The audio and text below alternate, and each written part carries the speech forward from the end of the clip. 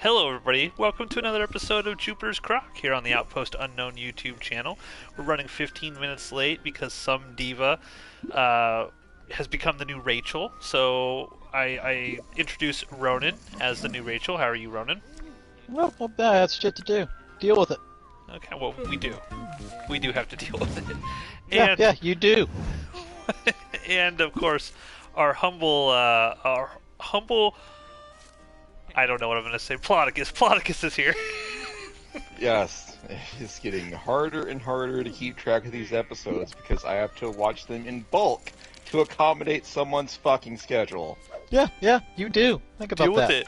Deal with it. So tonight, ladies and gentlemen, we are going to talk about episode 6 of season 2, Spartacus Vengeance. This one is titled Chosen Path, and let's just get right into it. Spartacus, take it away. Oh, god damn it. So this is another episode that's heavily divided between what happens with Spartacus and what happens with Glaber. So I'm gonna talk about these things individually because I'll never be able to keep track of it otherwise. All of the surviving gladiators return from their triumphant destruction of the arena. All four of them. Yes, all the masses of gladiators that got back from this arena fight. They survive. They announce the destruction of the arena. Everybody's happy. They bring in Onomaus, who is gravely injured from the arena collapse. Crixus gets reunited with Navia, but they're about to have some relationship issues due to her PTSD.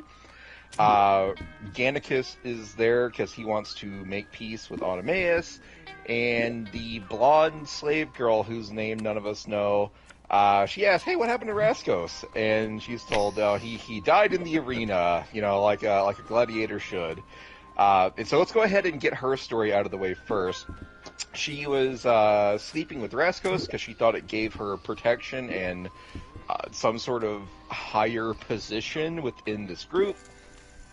She first approaches Gannicus and tells him, "Hey, I had this deal with Raskos. I would offer you the same deal, me for the position within the group that you give me." Even though Gannicus is like, no, I'm not one of these people. 2, I'm not interested. I'm good. And so as she's having this conversation, a couple of gladiators walk by, and Donar, who's the guy that had the really good horrors line back in episode 1, he kind of eyes her up.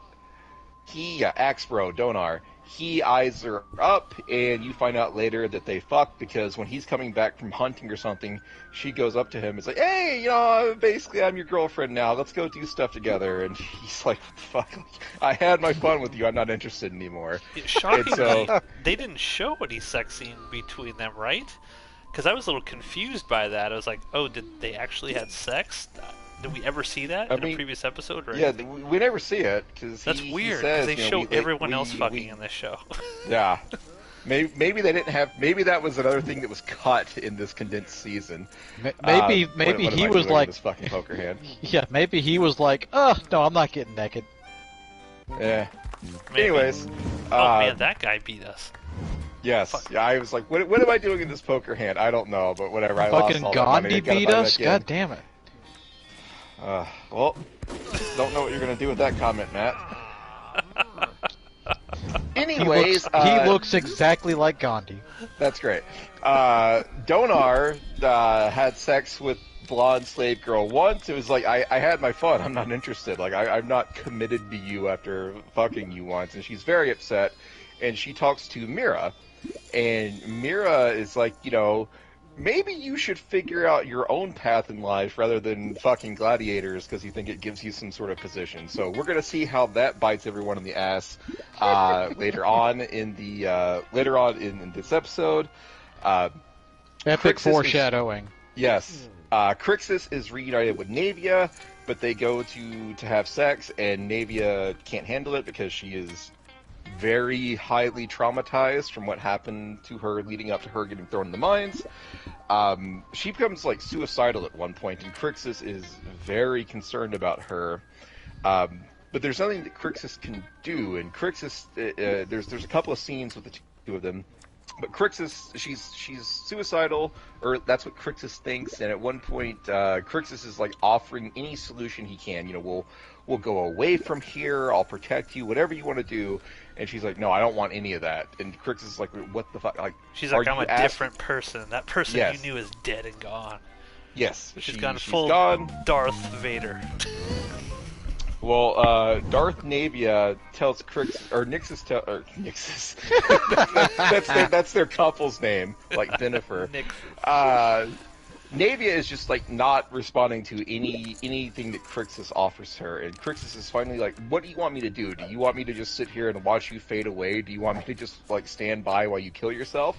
And Navia tells him, "No, I want you to train me to fight, and so that no one can ever harm me the way I was previously harmed." And Crixus is like, "Fuck yeah, we're gonna do this." Yeah. And so Crixus, he is so excited about this. Yes, fight. He begins, it's the only thing he loves more than sex is fighting. I feel like he loves fighting more than sex, but if he can get the two together, he's going to be all about that. But so that's where Navia and Crixus are now. Crixus is going to begin training her throughout the rest of the season.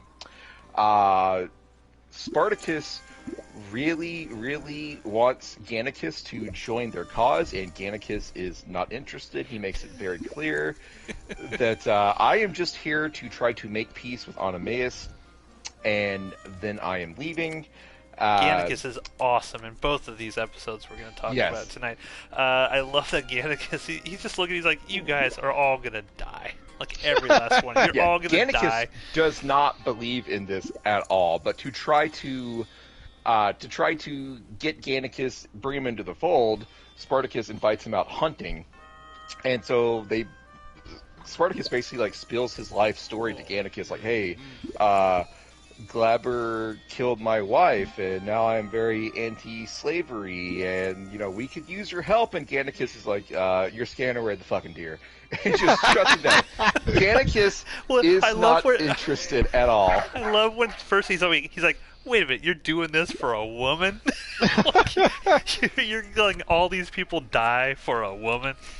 Well, I don't know if Steve, you were going to bring this up later on, but so Spartacus, because this happens before they go hunting. Spartacus is he's talking with Crixus about how it's like, yeah, you knew Gannicus beforehand. What's he like? Oh yeah, he was one of the best, just like us, and tries to, because Spartacus wants intel on him, and Crixus is like, oh well, you convinced me, surely you'll be able to convince him. And Spartacus's grand idea for this is to stand up and give a hero speech, and he's given the epic hero speech, and then fucking Crixus and Agron get into it in the middle of his hero speech and completely kill it, and Gannicus is just kind of sitting on high, like on the wall, like Snoopy, just kind of sitting there chilling, and then he starts laughing at them. It's like, you aim to take down Rome, but you're all trying to kill each other. I have a question for you guys. Do you feel like they really established a real solid, why is Spartacus so kind of hell-bent on getting Gannicus on board? Because it's just one dude, right? It's not like he's, Spartacus didn't really know who he was before he basically met him the last episode briefly in the arena. Why is Spartacus so we gotta get this guy? Is it just because Crixus says, yeah man, he'd be great for us? Yeah, I think it's because Gannicus already knows several of the gladiators in the House of Batiatus, and another plot point that we haven't talked about yet in this episode is it's becoming very apparent how few of the people they have actually know how to fight. There's a comment about no house slave will ever become a gladiator, no matter how much you will it, and so a point in this episode is... prior to going and rescuing Navia, Agron had mentioned, hey, there are boats of captured warriors that are going to be sold as slaves coming into Neapolis. We should go, liberate one of those boats, because they just don't have enough people that know how to fucking fight. And so I assume, since Spartacus is already yes, we need fighting men, and he happens to come across one of the greatest fighters ever, he's very on board with getting Gannicus to join. Yeah. I can buy that. like there is a line at the end of Gods of the Arena where Badiatus is like, we're never going to speak Gannicus's name in this house again.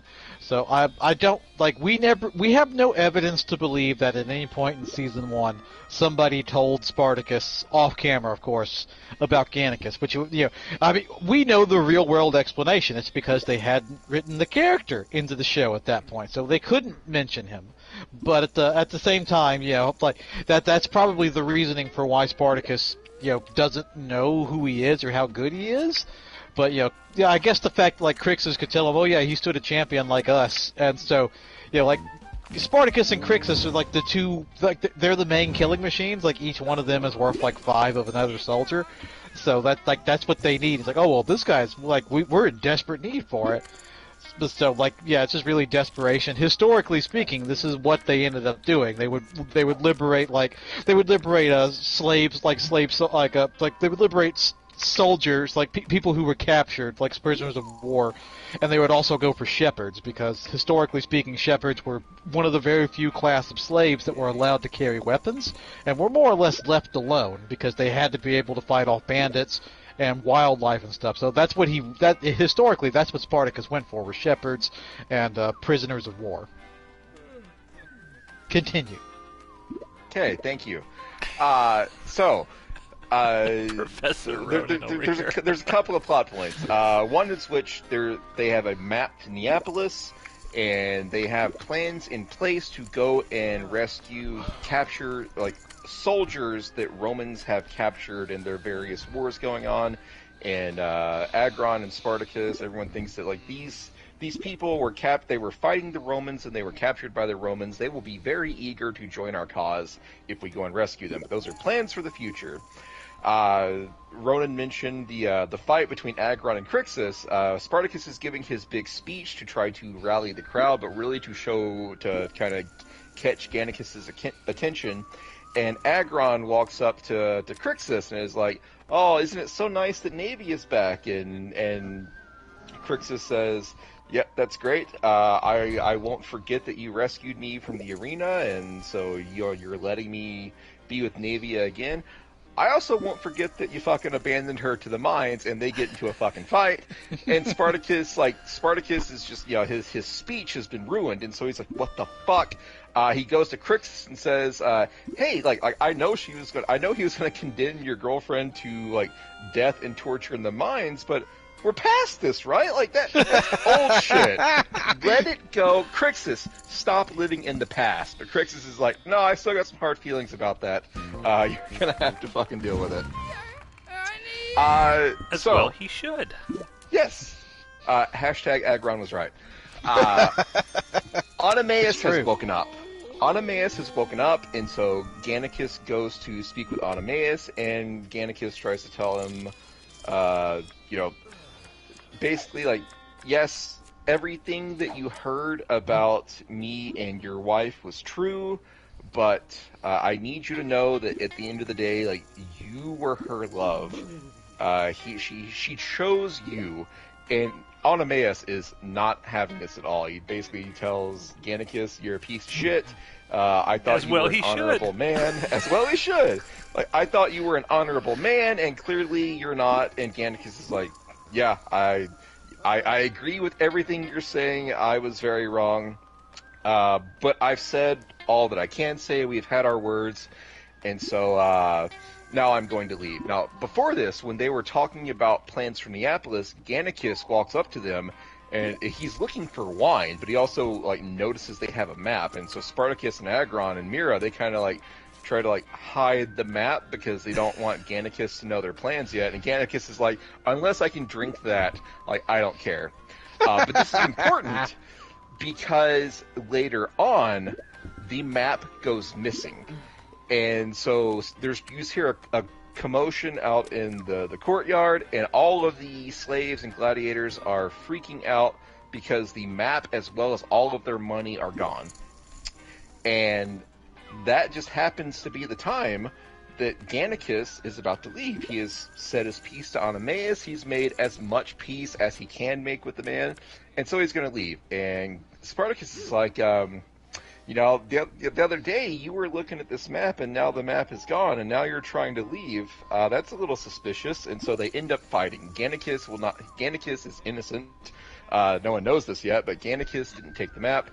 But he's also not willing to let himself be searched at all. He's very offended that he's being accused of theft.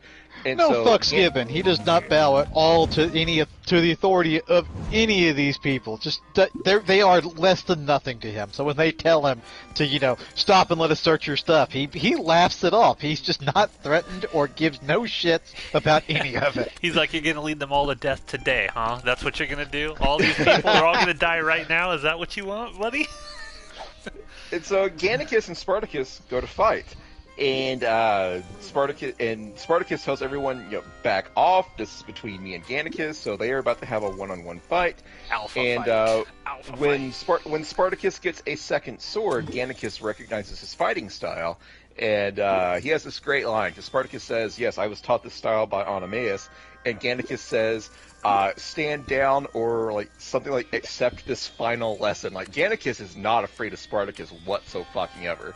He is "I am going to kill Spartacus right now if you don't get the shit out of my way."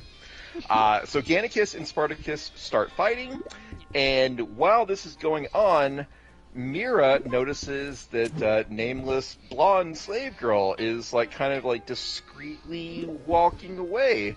And so Mira pulls out a bow and arrow and just shoots her in the fucking neck.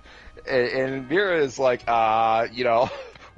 I meant to just wound you, but now nameless blonde girl is now dead. They find the map and the coin on her. Spartacus apologizes to Gannicus, and when they try to figure out what was going on with blonde slave girl, Mira comes to the realization that basically when I told her to stop fucking gladiators and figure out a plan that doesn't involve your vagina, this is what she chose. So Mira kind of blames herself for this whole altercation. Should also be pointed out that all the ladies that are in the group are being trained on how to shoot bow and arrows. Yes, they show that early on. Not only do they need fighting men, they are fighting people, because some of the ladies get involved in this.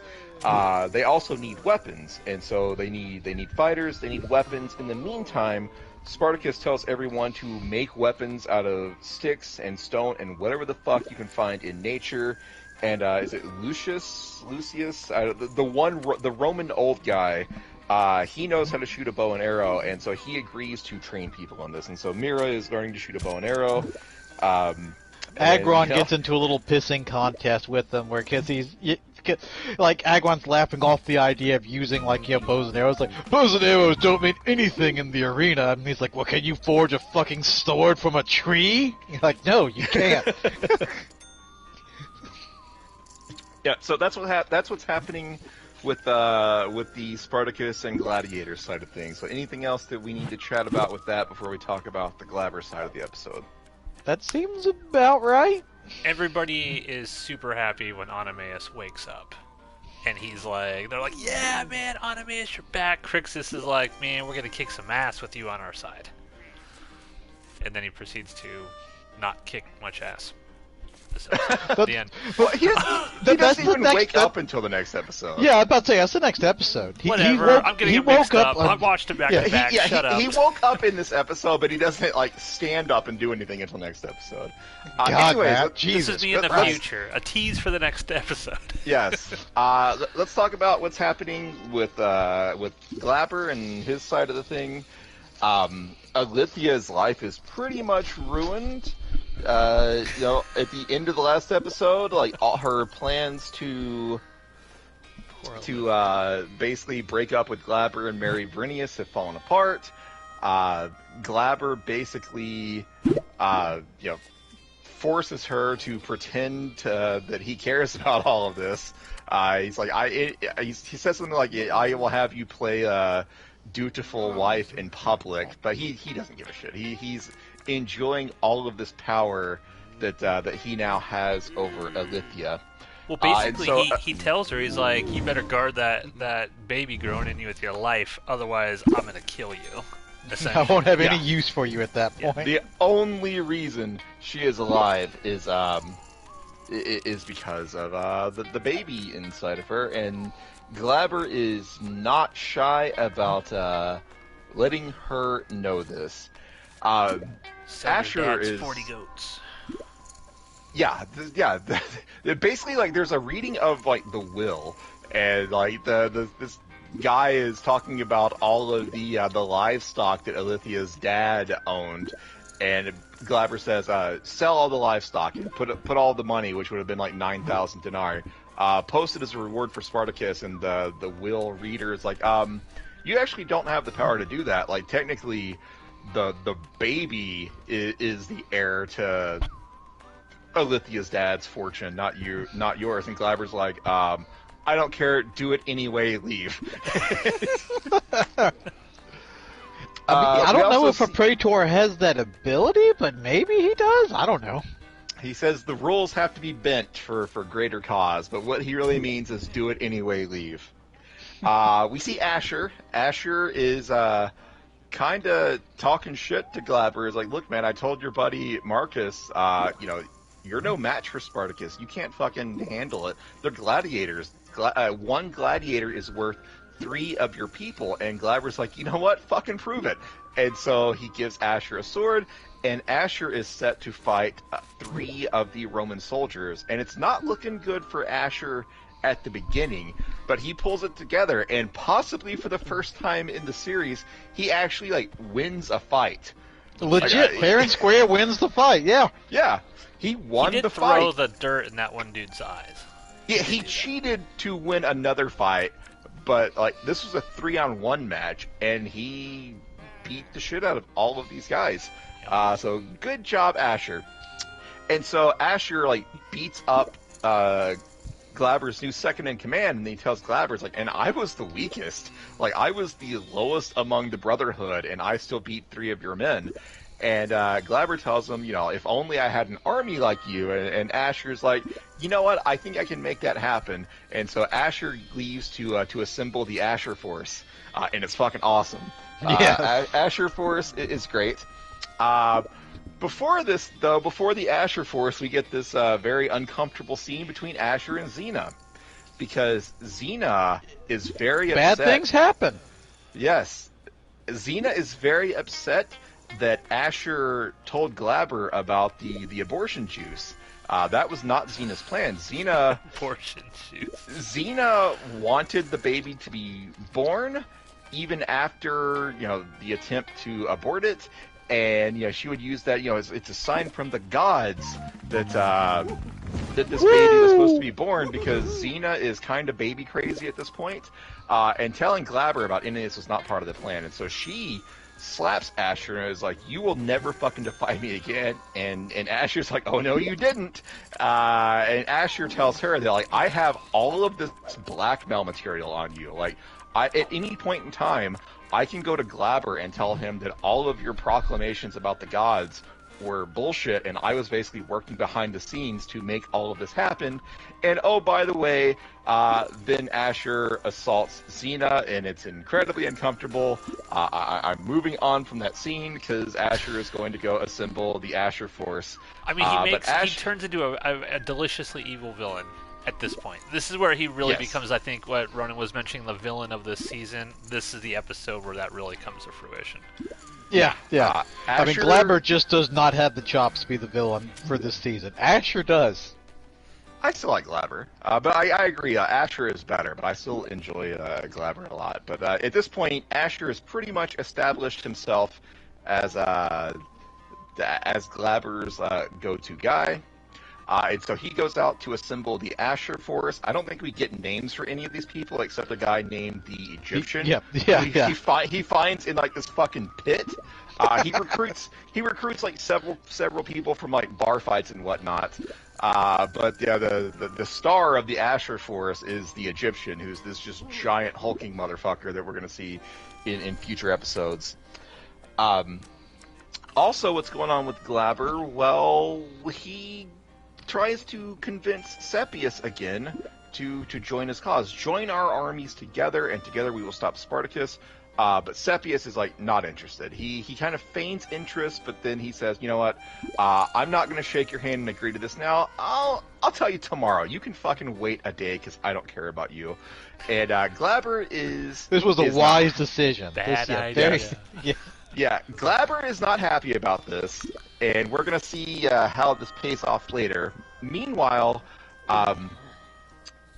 Alithia and Xena are basically trauma bonding. Like, they meet each other in the bath, and they basically both confess that, like, we have been shitty people to one another in the past, but at this point, we are all that either one of us has left. And so they are in this together. I love that in this show, it's like, okay, how are we going to get Xena and Alithia naked? There's no real way. Well, let's put them in the bath. Every single episode, it's them in the bath, and that's where we get to see them naked. Yeah, we can't have sex scenes with, well, not real consensual. Yeah, we can't have consensual sexy sex scenes with them because the way things are going. How else can we get them naked? Damn. It's almost like the bath Yeah. was like their choice. Like, okay, here's how we can just have our obligatory nudity in here. Every episode, we'll just have them have a conversation in the bath. I mean, that's more or less how the conversation had to go down in the writers' room. That's basically it. For sure. Well, during this naked trauma bonding bath scene, Xena tells Alithia, "It's like, look, all of our other plans have not worked. At this point, all you can do is like try to win Glaber back, like submit to him, be the loving wife. Eventually, you're fucking Viva Bianca. Look at you. Eventually, he's gonna drop his guard, and you're gonna be able to get back in there." And so that's what they've got plans. They're going to try to get Alithia back in Glaber's good graces, and this comes into action during the time when Glaber is meeting Sepius. As Sepius is busy rejecting Glaber's offer, Xena basically says to Alithia, "Hey, let's get Sepia in here, and we'll convince her." And Alithia takes that advice and stands up. It's like, "Hey, how about you invite Sepia here, and we can console her. We've all lost people. We're gonna be there for her." And Sepius is like, "You know what? Fine, I'll send my sister over." And so Glaber is now taking an interest in Sepia, and so has this has not gone unnoticed, but Sepia and Glaber have an attraction. But before that becomes super relevant, Xena and Alithia are they're meeting with Sepia, and at first it's like just like therapy. They're talking about all of the people that we have lost to Spartacus. It's tragic and whatnot. A good way to stop Spartacus would be if, hypothetically, what if your brother Sepius and Alithya's husband Glaber, they came together? What if they buddied up? So all of this was a scam to get Sepia on board and try to get Sepia to convince her brother Sepius to join forces with Glaber. Now Sepia, she immediately sees through this. She basically tells them, like, look, I know I look 9, but I'm at least 12, probably, which is old enough to see through your bullshit. It's legal. It's legal in that time period. 12 is totally legal. And to Xena and Alithya's credit, they're basically like, you fucking caught us. This was all a plot, but everything we said is correct. Like, you should be working with us to convince Sepius to join forces with Glaber, because that's the only way we're going to stop Spartacus. And Sepia is not really buying it until Glaber walks in and they start flirting again in front of Alithia, and that gets Sepia on board. Sepia at that point says, you know what, I'll do my best to convince my brother to join forces with you, and they flirt a little bit more, but then Asher pops up. And so Asher's talking to Glaber, and they're ready to execute the plan. And what is the plan exactly? Well, they go and murder the shit out of Sepius. And so they go to wherever Sepius is. They kill everyone there, including the slaves, because you're going to find out in a future episode they're going to blame all this on the slaves. Glaber, Sepius is on the ground, dying near death, and Glabber steps on his throat, is basically like, hey, no hard feelings, don't worry, I'm totally gonna fuck your sister. Yeah. And Look at how that's close the you are episode. with your sister, and I'm gonna bang the shit out of her. Yes. Asher grabs a trinket that will become important in future episodes. But the episode ends with Glabber killing Sepius, and he is going to take over Sepius's army. Yeah, this is a cool episode. This is super cool. There's a lot going on this episode. There is a lot going on in this episode. Ronan, your thoughts? Oh, this is a great episode. As Steve mentioned, the Asher Force.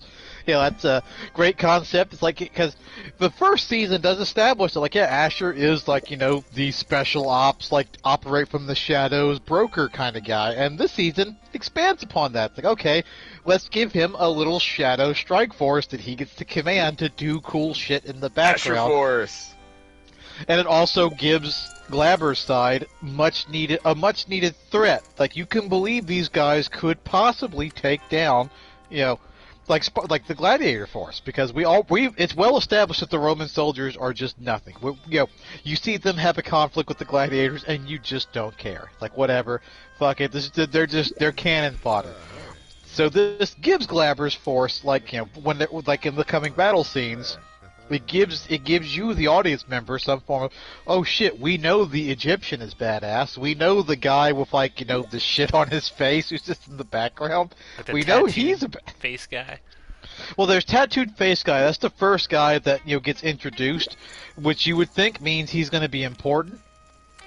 I'll leave it at that. But really, it's the Egyptian. That's the one name guy. But the other people have some kind of visual flair and some weird weapon that makes them distinct. So, but you see them fighting, so you know that these guys, okay, yeah, they're going to be a threat. Which again, as I said, Glabber's force does not have. So now they've got a legit threat. So now stakes have been raised. Good episode. Good episode.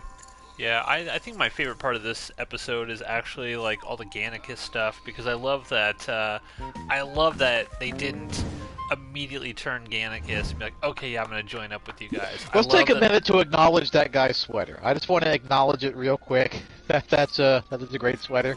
Continue. Acknowledged.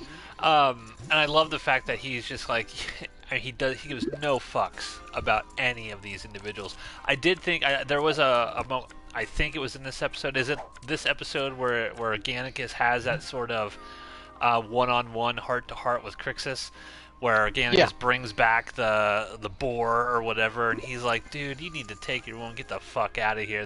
Spartacus is going to lead everyone to death." And then Crixus is like, I love that Crixus is like, "No, man, he opened my eyes. I am going to stick with this dude till the very end." And I love that sort of dynamic that Gannicus, because Gannicus and Crixus know each other, right, from Gods of the Arena. Crixus is probably the only one there that, well, aside from Navia, outside of Animaeus, it's yeah, but of the main people that have been in this whole thing, Crixus is the only one that actually knows him, and Gannicus was Crixus's inspiration, to become the best, was Gannicus. So they have that mutual respect, and I like that they gave that scene, that one-on-one scene with them.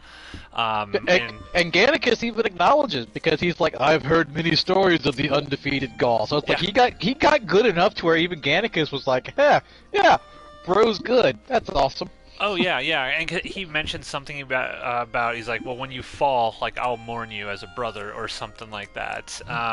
So I just love that whole sequence there. But yeah, Steve, what did you think about this episode? Oh, it's a great episode. This is another episode where I actually felt like it's not as egregious as the episode where Spartacus is walking through the woods for the entire episode. But I think I enjoyed the Glabber side of things more here, and it's basically just because of how fucking awesome and terrifying Asher is in this episode. Yeah, Asher is a man on a mission. He is working everyone, and it's great. And I love that he's getting his own Black Ops strike force. Yeah, even though he's probably never been a worse person than this episode. What he does with Xena, it's the Bobby Otis effect. It's like, we love to cheer for Badiatus, knowing what a piece of shit Badiatus is, and I feel like we're probably, like, I don't know that we're cheering for Asher, but we're enjoying his character. Yeah, he's definitely interesting. I'm sorry, go ahead, Ronan. Well, yeah, because if I can make an analogy to Die Hard 1 and 3, which may sound weird, but you root for like the Gruber brothers in both of those movies because like it's just easy to get behind a smart villain. He's got his shit together. His plan is going well. He's got the charisma. It's like we like to see that kind of thing. Like it's just good to see like a smart character, a smart villain doing smart stuff. It works, and it's the same sort of thing with Asher. He's not the greatest fighter. 100% that like any other gladiators could just decimate him in any fight. But he's smart enough to know that. It's what makes him interesting. I enjoy a villain who is not afraid to say nope and will turn tail and run. Yeah, because he could have said when he finally beat those 3 Romans, he could have said like, yeah, I was one of the best ones, but he actually admitted he's like, and I was the worst. Like I was the worst of all these gladiators. I thought that was actually an interesting moment that he admitted. Well, it sticks that to Glaber more. It's like, yeah, I was considered to be the shitty one, and yet I just did this to your guys. Your guys suck. Like, yeah, I think if he had like talked a big game and said, yeah, I was the fucking greatest in the Ludus, like that would actually be like a point against him, because Glaber would just be like, yeah, okay, well if you were the best, and clearly the people I'm facing are not as good as you, I don't need to change my plans at all. Oh, one other thing we should mention about this episode, I think they establish it in this episode, it comes into play in the next, but Gannicus is, what is it, Rudis or whatever? Yeah. The sort of wooden dagger that has carved, it says he's a free man that was lost in the arena. He's very concerned about getting that back. So he does not have that at the moment. So he is technically a slave right now because he's got no proof that he isn't. But yeah, I mean that's good. Yeah, Any other final thoughts? I'm not sure how. Episode? Yeah, I'm not sure how that actually works in Roman society. But yeah, for the purposes of this show, it works as a plot device. Well, we'll see it more next episode. He still doesn't have an issue walking around free, but you can tell that he's also not as comfortable as he once was without his Rudis. Yeah, well, if anybody challenged him, he wouldn't all he'd have is just his word and not the actual stick, for lack of a better word. But I mean, everyone he's famous to the point where everyone knows he was free. Yeah, if he says his name, but he has no proof that he is who he says he is, he needs the Rudis in order to back it. Otherwise, any town he goes into, anybody could just say, no, whatever, fuck it, you're a slave. And it's the Roman society, honestly, they could still, it didn't take much to get thrown into slavery. Well, he still has the mark of Badiatus on him, right? So that's how they would potentially know he was still a slave. Let's say he was scooped it off like Asher did. Yeah, let's say he's in a different town or a town of people who don't know him. They see a brand on him, they might assume that he is an escaped slave from another Ludus and take him in or whatever. So yeah, I could sort of see, because I was thinking to myself, well, how would just a poor homeless Roman on the street, how would someone know that that person wasn't a slave and then just take them? But it would have to be the brand, right? You would check to see if there was an actual brand on them, and he still has one on him. Well, I mean, this is going ahead to the next season, but there is a moment where a character in the next season, just because someone of a higher station decides to, is like, oh, yep, and guess what? You're in slavery now. So apparently, all it takes is just somebody with a bigger dick than you to say, yeah, you're a slave now, and you can't really challenge it. Yeah. So that's it, ladies and gentlemen. That is episode 6, Chosen Path. We all agree, fantastic episode. We're going to see how all of this stuff plays out in episode 7, which is Sacramentum, next week. We'll record this definitely next week.